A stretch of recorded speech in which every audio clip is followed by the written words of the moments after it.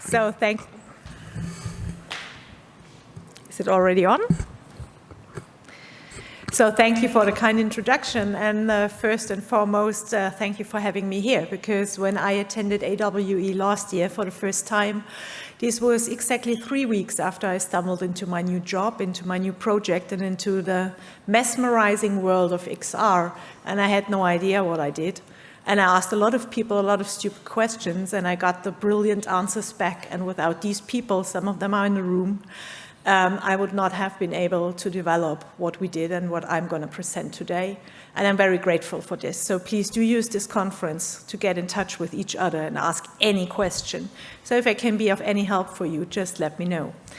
So first, I want to introduce you to the great field of forensic medicine. So most people think we are only dealing with dead people, which is true, but we are also dealing with people who are victims of violence. And now I'm going to spoil your good mood because I'm going into detail on this. But don't be afraid, I'm not showing any icky pictures. So as we know, the world is not a peaceful place, and violence is all around us. In Germany, 1 out of 3 women are victims of sexual violence sooner or later in their life. And if you look around you, there are a couple of us here in the room, and if you can count to 3, you can have an estimate how many women are affected by this. It's even worse when it comes to children. So in Germany, we have close to 20,000 cases per year of people, well, below 5 years that are victims of sexual violence. And the worst part is that it's also a part of the Sustainable Development Goals to have a peaceful world with equal opportunities. But this is not the case. And another point is that it's really expensive. So whatever you have to pay for after the violence has been conducted also sums up for health and medical care costs. So what are we doing exactly in Heidelberg? So you can see that here. So we have, at one of these sustainable goals is the protection from violence. And one of these pillars, like the very base, is that you need to have specialized centers for rape victims and other victims of violence. And in Heidelberg, we have the so-called Gewaltambulanz. It's like a specialized first medical care room for people who are victims of violence. And this is the only place in Germany which is open 24 hours, 7 days a week, where you have access to forensic experts. We have 84 million inhabitants in Germany, but 268 forensic experts. And this sums up to the problem that most people who are victims of violence have no access to documentation of whatever happened to them by forensic experts. So generally speaking, this is like really small over there. So I have to turn around a bit. Oh, thank you so much. So what is ARMED? First of all, ARMED is an acronym. And it stands for Augmented Reality Assisted Forensic Medical Evidence Collection and Documentation. So in short, it's a teleforensic examination. And I'm going to spoil it a bit. We are not doing augmented reality yet, and I will let you know why. So what we are doing is to implement the Istanbul Convention, which is an international convention to safeguard especially women who are victims of violence. And we are also applying the German Social Code SGB 5, which rules that anyone who is a victim of violence has access to forensic experts. So we made it possible to make it accessible to get evidence collected for the victims. So the important part is we are doing this physically in Heidelberg, so like my doctors, but we are having partner hospitals where any doctor who's working there can do the evidence collection because we are kind of remotely guiding them.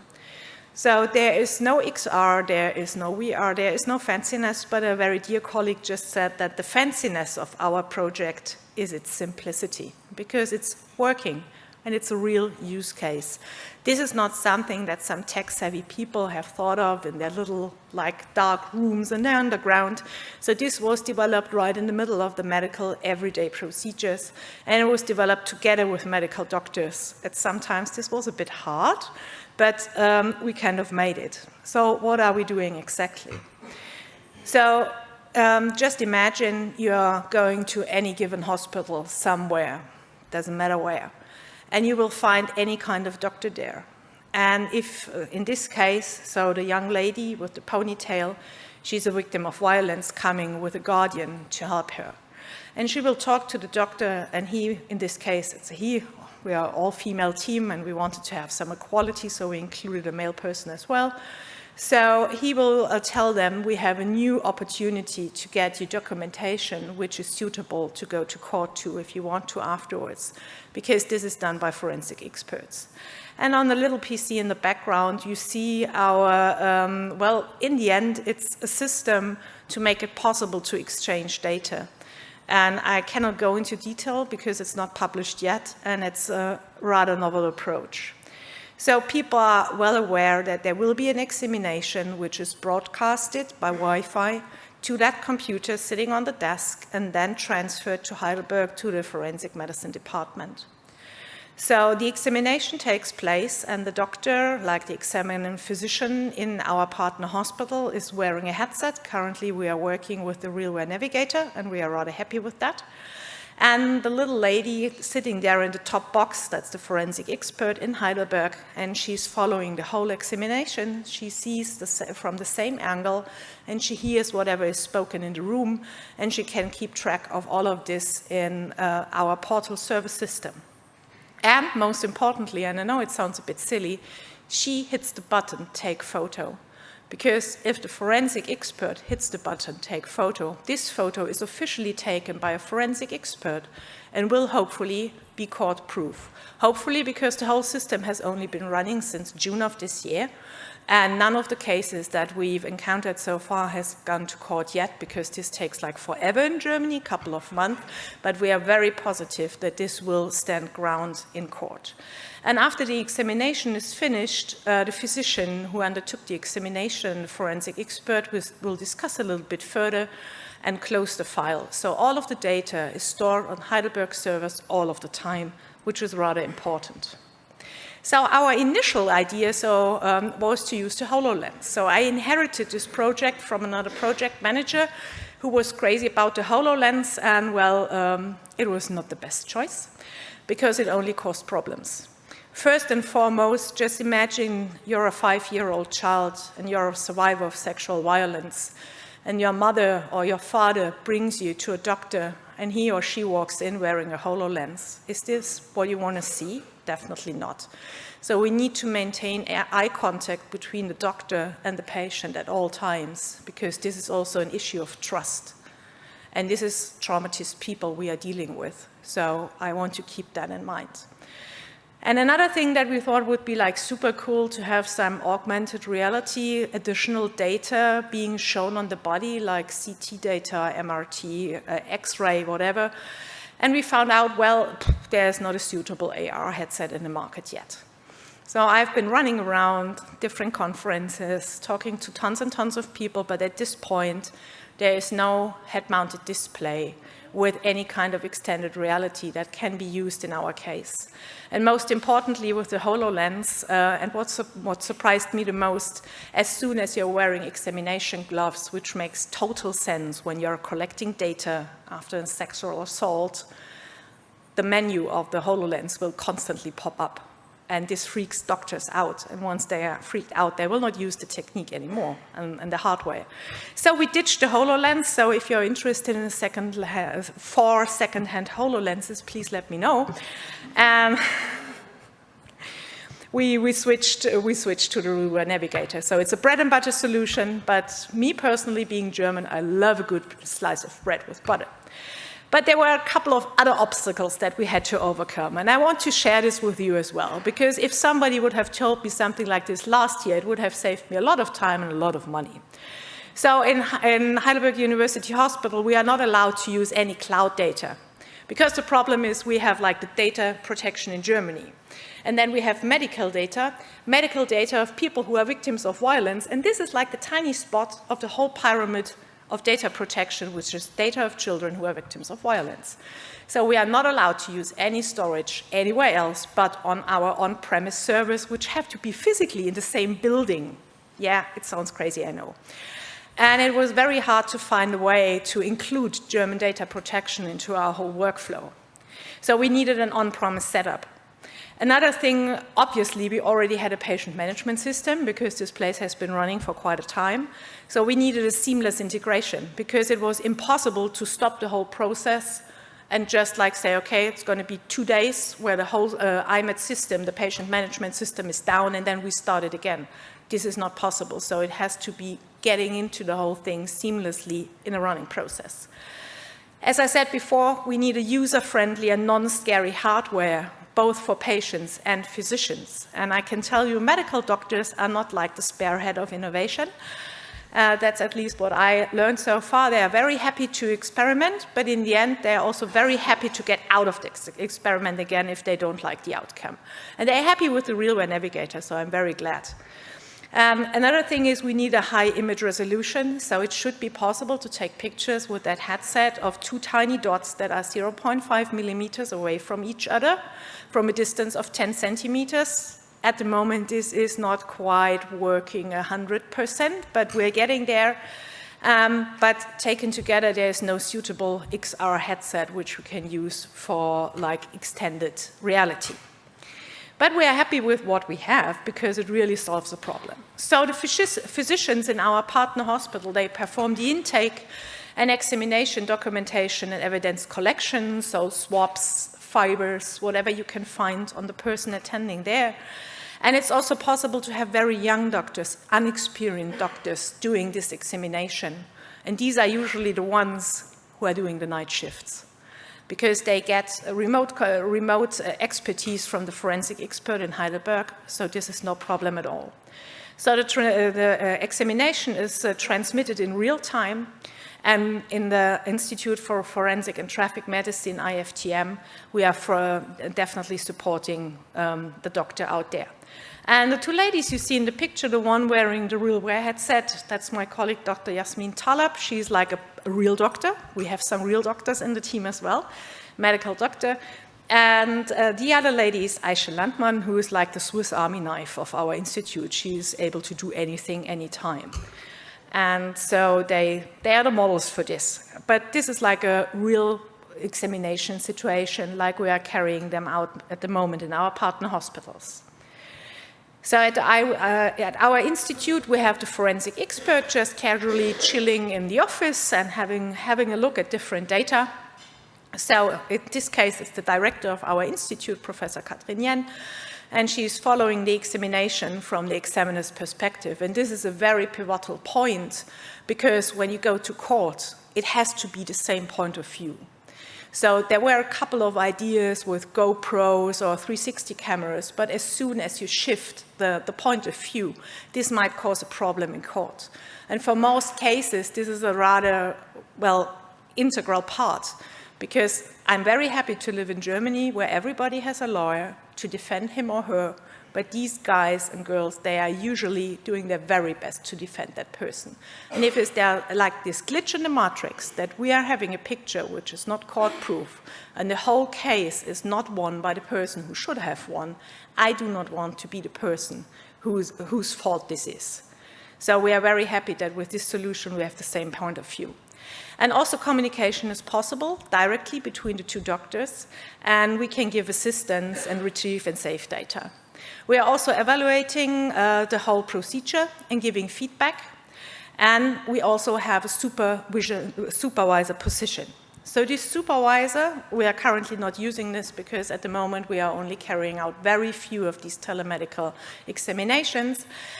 He or she can then select the examination where he or she is involved, but if there are 2 or 3 taking time at the same time, this person, the supervisor, can also get insight into all of these different examinations and can also have a look at the statistics. So we are not there yet, we are just starting, but we already developed this so we can have a full overview of everything we've done so far. So we just hired a very lovely young gentleman from Mexico, Rafael Ubaldo Moran Torres, who is doing some AI because there was a grant for AI, and obviously I wrote a grant proposal and was able to get him to Heidelberg. And what he's working on our next project, improving medical procedures and care through AI-powered forensic examination for victims of violence. And currently he's working on an algorithm which is able to detect any kind of bruises or hematomas on skin in contrast to non-bruised skin. So this sounds super easy.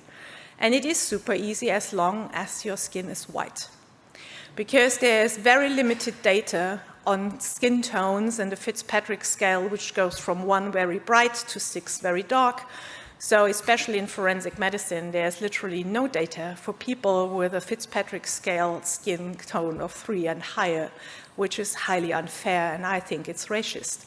And we want to bridge that gap and acquire data and feed our algorithm with that as well. And I hope we will be the first ones who get this algorithm out in the field. So we have a ton of pictures, as you can imagine, from years and years of violence. And so we are collecting these, and then he's creating sets of data. So once that's in the second row, the picture on the right-hand side, this one. This is a bruise. This is not a very hairy hand. This is a bruise. And so this is most likely a hematoma with this algorithm of 98%. So when he pointed the camera at me, it said it's 82% that I'm human. I'm very relieved about this. And then here comes the black box of AI. And honestly, I'm not quite sure what Rafael is doing in there, but I think he's doing a very good job, because so far we were able to distinguish hematomas from non-bruised skin in nearly all of the cases. And hopefully once there is this magic headset coming in 2025, 6, 7, or 8, we will be able to have a casual look at any person, and then we will get, oopsie, going back, we will get information. So this is most likely a hematoma of like 56%. And here in this case, 88. So this is the goal that we want to achieve with developing this algorithm. So our future goals are, first of all, to make ARMED available in more partner hospitals, so to get our expertise out there in the field in more places, but also use the ARMED system in different medical use cases. So recently, the Department for Neonatology, so the other end of the life, joined us, and they are now giving out their expertise to smaller hospitals around Heidelberg when it comes to very early born children. And we want to integrate the Impact AI into ARMED sooner or later. We absolutely want to collaborate with other experts in medical XR. So I think I chatted up literally everyone here in the conference. If not, please come around. And we definitely want to find a suitable AR headset. So I'm eagerly waiting for next year, because this year I couldn't find one again, which makes me a bit sad. So this is my team. As you can see, it's rather mixed. There are a lot of medical doctors of all different heights and all different scientific backgrounds. And I'm very grateful that they are curious enough to explore further. And every now and then I come around with an idea they don't like, so they will let me know. But they're always very friendly and cooperative. And I'm very happy to have this awesome team in Heidelberg. And I hope I can tell you something else next year, because I've already learned a couple of things and I'm full of ideas. And if you have any questions, or if you want to know about all the mistakes that I made, I'm happy to share. Thank you.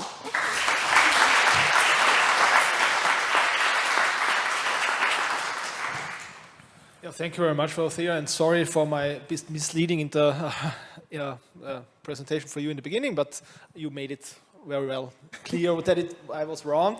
So I see questions, all right.